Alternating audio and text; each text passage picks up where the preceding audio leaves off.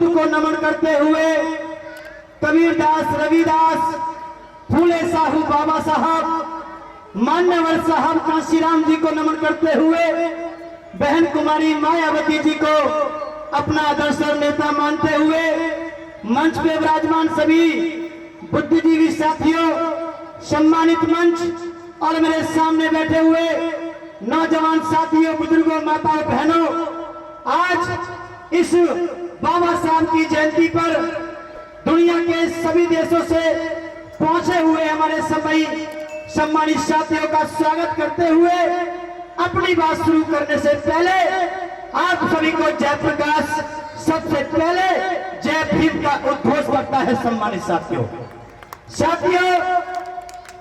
इस कार्यक्रम का जूस तो आप लोगों ने पूरा खींच लिया है। अब बाद में जो हमारी बिटिया आई इसमें तो उसको पूरा निचोड़ दिया है, खास बातें हमारे बीच में नहीं रही, लेकिन फिर भी आप लोगों ने आमंत्रित किया तो 1-2 मिनट में अपनी बात को समाप्त करूंगा। सम्मानित साथियों, इस देश में बाबा साहब के आंदोलन में काम करना कोई गुड्डे गुड़िया का खेल नहीं है। मेरे चेहरे की तरफ देखो, 2 मिनट की बात है। इस देश में बाबा साहब के आंदोलन में काम करना कोई गुड्डे गुड़िया का खेल नहीं है। इस देश में बाबा साहब के आंदोलन में काम करने का मतलब है नंगी तलवारों को नंगे पैरों से रौंद देने के समान है। इस देश में बाबा साहब के आंदोलन में काम करना दहकते हुए अंगारों को नंगे पैरों से चलने के समान है।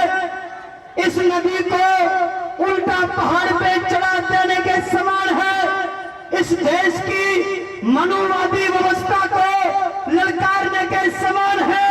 इस देश के चालाक किस्म के लोगों, हमने तुम्हारे वेद पढ़े, स्मृति पढ़ी, पुराण पढ़ी, रामायण की तो महाभारत पढ़ी, और पढ़ने के बाद पता चला कि सारे के सारे खोखले हैं। अगर यकीन नहीं आता तो तराजू के एक पढ़ने पे अपने सारे केंद्र करके देख ले, और तराजू के दूसरे पढ़ने पे मेरे बाबा साहब का अकेला एक संविधान रख करके देख ले, तुझे पता चल जाएगा कौन भारी है कौन कमजोर है।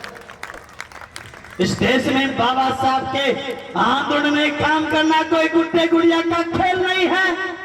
जब बाबा साहब हमारे बीच से जा रहे थे तो विरोधी लोग रो रहे थे। लोगों ने पूछा, जब बाबा साहब जिंदा थे तुम तब भी परेशान थे, और आज बाबा साहब तुम्हारे बीच से जा रहे हैं, चले गए हैं, तुम फिर भी परेशान हो, ऐसा क्यों है? तो उन लोगों ने कहा कि डॉक्टर अंबेडकर इतना जिंदा खतरनाक नहीं था जितना मरने के बाद इस देश के लिए खतरनाक साबित होगा, इस देश की मनुवादी व्यवस्था के लिए साबित होगा। इसी बात को बाबा साहब कह के गए, इस देश के चरा किस्म के लोगों, मेरे जाने के बाद अंबेडकर को दबाने का प्रयास मत करना, मिट्टी में मिलाने का प्रयास मत करना। अगर तुमने मिट्टी में मिलाने के लिए, मिट्टी में दबाने के लिए अंबेडकर की कोशिश करी तो ये अंबेडकर जमीन से अंकुरित होकर के निकलेगा और अपने जैसे हजारों अंबेडकर पैदा करके जाएगा।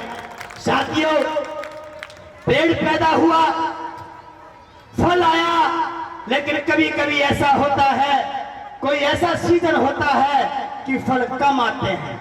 तो सम्मानित साथियों, आपने बताया कि अभी आप बोल रहे थे पंजाब का शेर, अभी आप बोल रहे थे मान्यवर साहब कांशीराम जी के बारे में कि पंजाब का शेर पैदा हुआ। नहीं, पंजाब का शेर नहीं, पूरे देश का बब्बर शेर पैदा किया है पंजाब के लोगों, आप लोगों ने।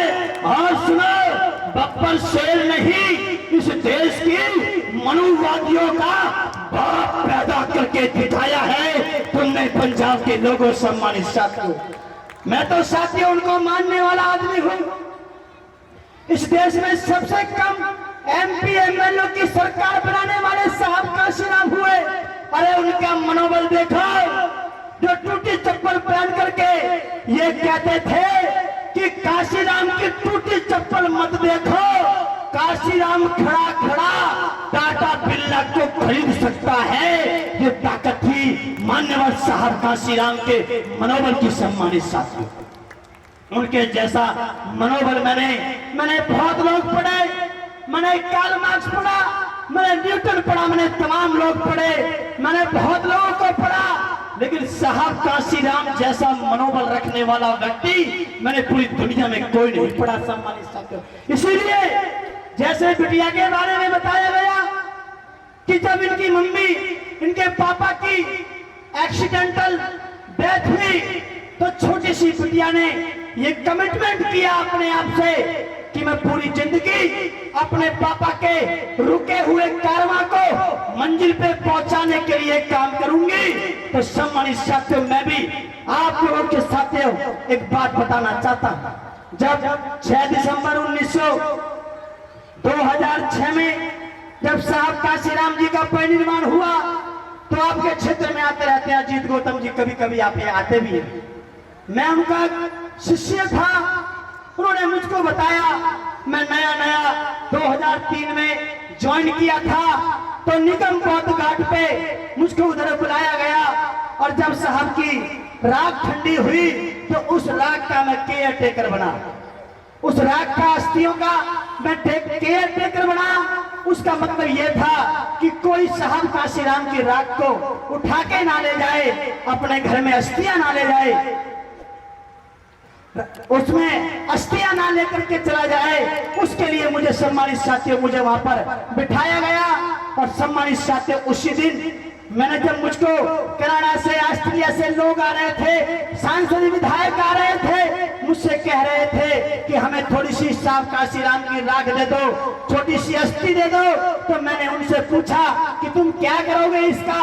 तो उन्होंने कहा कि इनकी राख को, अस्थि को हम अपने घर में शीशे में सजा के रखेंगे और आने वाले लोगों को बताएंगे कि साहब काशीराम की राख है, अस्थियां हैं। तभी सम्मानित साथियों मुझको आभास हुआ कि इस दुनिया में कोई आदमी इतना बड़ा काम भी कर जाता है जिसकी राख और अस्थि के लिए लोग तरस जाते हैं। तो सम्मानित साथियों उसी दिन मैंने ये तय किया कि मान्यवर साहब काशीराम जी के आज से रुके हुए इस कारवां को मंजिल तक पहुंचाने के लिए साहब काशीराम जी के द्वारा दिए गए 3 वचन, क्या शादी नहीं करूंगा, घर वापस नहीं जाऊंगा और धन संचय नहीं करूंगा, इन तीनों वचनों का बहुत बड़ा योगदान था मूवमेंट को इतनी बड़ी गति देने में। अगर आपके पास धन संचय करेंगे तो आपको ईडी घेर लेगी, आपको सरकार घेर लेगी। अगर आप घर पे आना जाना रखेंगे तो वहां पे अटैचमेंट हो जाएगा, वो फिर प्रॉब्लम बताएंगे, बिजनेस की बात करेंगे। तो सम्मानित साथियों उसी दिन से मैंने अपने घर को छोड़ने का निर्णय लिया और ये कमिटमेंट किया कि मैं कभी शादी नहीं करूंगा, धन संचय नहीं करूंगा और कभी अपने घर वापस नहीं जाऊंगा जब तक इस देश में बाबा साहब मान्यवर साहब काशीराम की सोच का इस देश का प्रधानमंत्री नहीं बना दूंगा, तब तक मैं अपने घर जाने वाला नहीं हूं। सम्मानित साथियों उस दिन से लेके आज तक मैं कभी अपने घर नहीं गया। तो सम्मानित साथियों आप लोगों ने बहुत बड़े महापुरुष को आपने जन्म दिया है।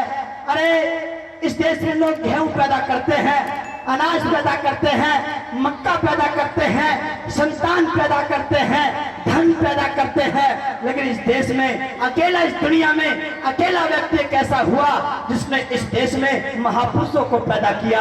कौन जानता था इन लोगों को कि हुई भूले, हुई साहू, हुई सावित्री, ये कोई नहीं जानता था। अगर इनको जलाने का काम अगर किसी ने किया तो आपके क्षेत्र में पैदा होने वाले इस दुनिया के सबसे बड़े पॉलिटिशियन, इस देश के सबसे बड़े चाणक्य मान्यवर साहब काशीराम जी ने पूरी दुनिया के अंदर हमारा परचम लहराने का काम किया है। ऐसे सम्मानित साथियों मैं आपसे निवेदन करने के लिए आया हूं, ये कारवां थोड़ा फंसा हुआ है, रुका हुआ है, जटिल हो गया है, आप समझ सकते हो। मैं आपसे निवेदन करने के लिए आया हूं।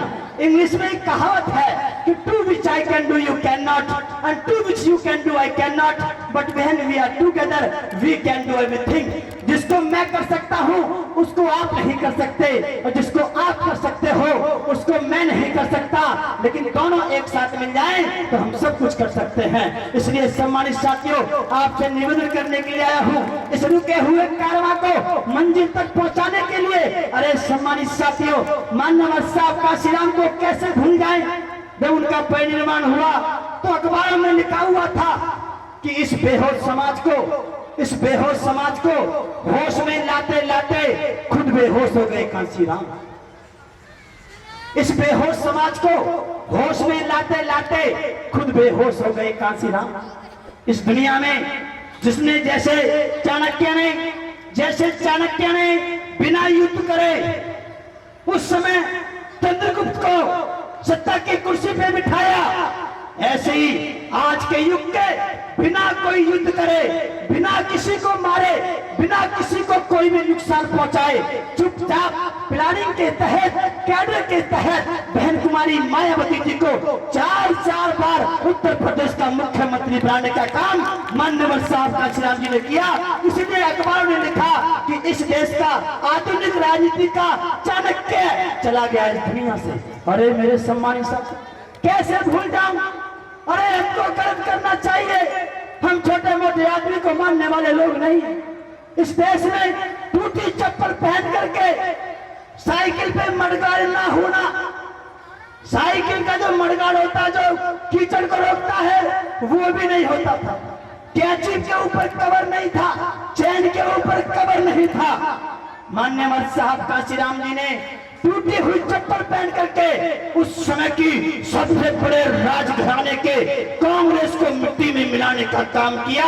अरे आज तो मेरे नौजवान साथियों, मैं आपसे निवेदन करने आया हूं, आपसे कहने आया हूं, आज तो तुम 20,000 का जूता पहनते हो, जब टूटी चप्पल पहनने वाले माननीय साहब काशीराम जी ने कांग्रेस को खत्म किया है, तो हम भी 20,000 का जूता पहनने वाले, स्कॉर्पियो फॉर्च्यूनर में चलने वाले इस देश की आरएसएस और भाजपा को खत्म करने का काम करेंगे, और माननीय साहब काशीराम जी की सोच रखने वाला इस देश का मुख्यमंत्री और प्रधानमंत्री बनाने का काम करेंगे। आप लोग यहाँ पे आए, आप सभी का धन्यवाद करते हुए क्या कहा जाए बाबा साहब के बारे में। एक तरफ मेरा भीम था और दूसरी तरफ ये दुश्मन दुनिया सारी थी।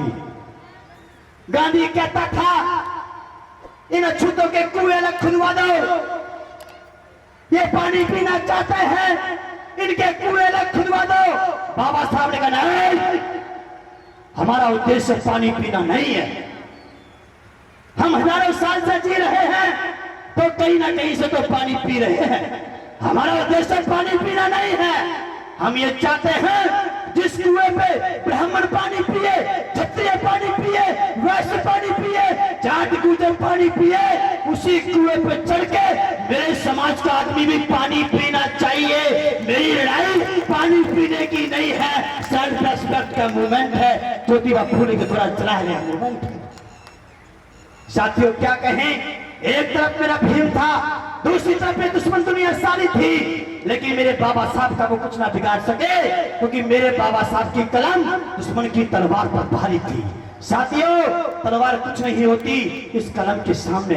हमको शिक्षा के क्षेत्र में, मैं आपके बीच में हूँ, मैं छोटी सी उम्र में था, 11वीं क्लास में पढ़ता था जब मैंने मूवमेंट को ज्वाइन किया।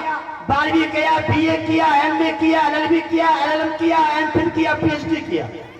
पढ़ाई के क्षेत्र में मैंने साथियों ये मुकाम मैंने पढ़ाई करी, और शिक्षा और इसके पॉलिटिक्स के क्षेत्र में बूथ के प्रभारी से लेके राष्ट्र का प्रभारी बना।